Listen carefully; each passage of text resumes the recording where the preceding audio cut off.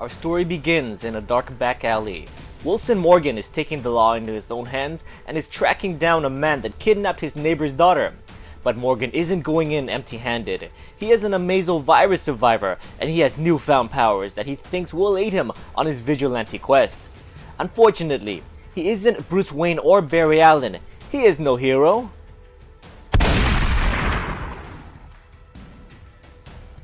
As he lays dying on the streets, Morgan sees what he believes to be an angel. But are there such things as angels and demons? No, instead, the man standing before him is Metron the Observer. You see, Metron has been observing for a very long time.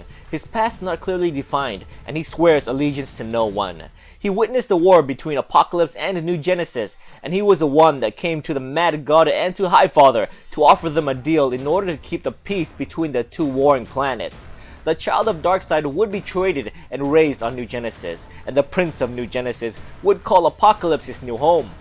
The Observer doesn't truly care for the safety and well-being of these two princes, but rather, he averted a war and his quest to seek knowledge can continue. But Metron could never be prepared for an attack from a being known as the Anti-Monitor.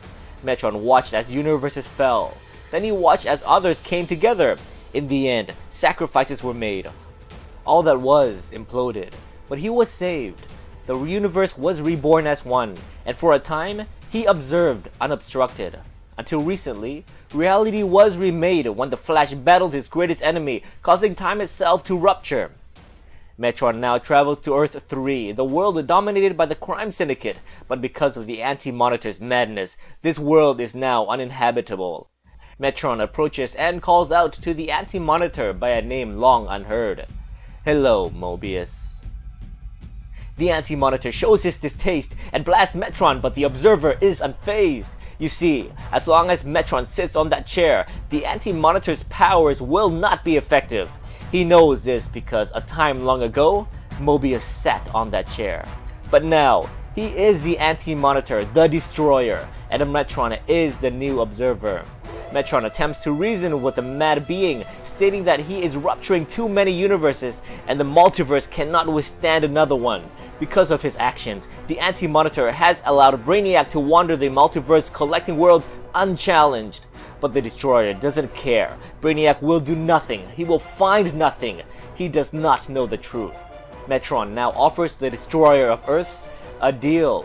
Halt your attack on Earth in your effects to destroy it, and I will cease my observations. Metron promises to help the Anti-Monitor search for a cure to his curse. Suddenly,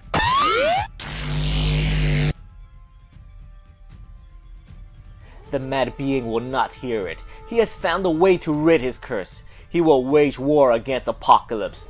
Darkseid's death is the key to all of this. And Metron will be forced to bear witness. A hooded woman approaches and states, "Yes, Mobius.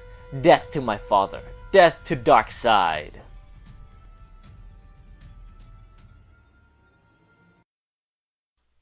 What's going on, guys? Welcome to Comic Island. My name is Joey and the Darkseid Wars has begun.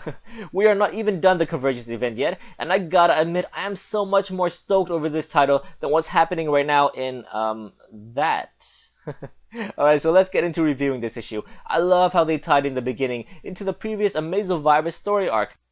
This Morgan guy is most likely the last person we saw that got lightning powers at the end of Justice League issue 39. I love how they touched base on the fact that powers doesn't make the hero, it's bravery, cunning, and heart that makes the hero.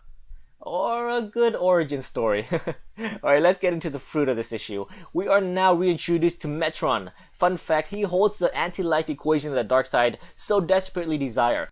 He also created the boom tube that allows people to travel great distances in an instant, and in this issue, we now know that this Metron has been around ever since the beginning. He bore witness to Infinite Crisis, Zero Hour, and Final Crisis, and the recent Flashpoint. All of this event broke and restarted the multiverse.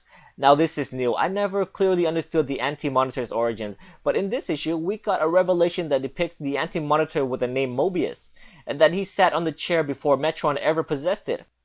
So at one point, the Anti-Monitor was a laid-back observer-type figure? That's pretty cool. So with everything going on in Convergence right now, we get a revelation that beyond Telos, beyond Brainiac, the true mastermind behind it all is the Anti-Monitor. that kind of makes me feel like Convergence is kind of pointless now, doesn't it? Now this is my final thoughts on this issue. I loved it. It feels more like a Zero issue than anything, but we got great fan service. New readers can easily pick this issue up and get a strong understanding of what's going on to continue, and longtime readers would love the rich history that this issue portrays. Alrighty guys, so what do you think about this issue? Please let me know in the comments below. Thank you so much for watching, and if you enjoyed this video, please like, subscribe, and I'll see you next time in the Justice League issue 41.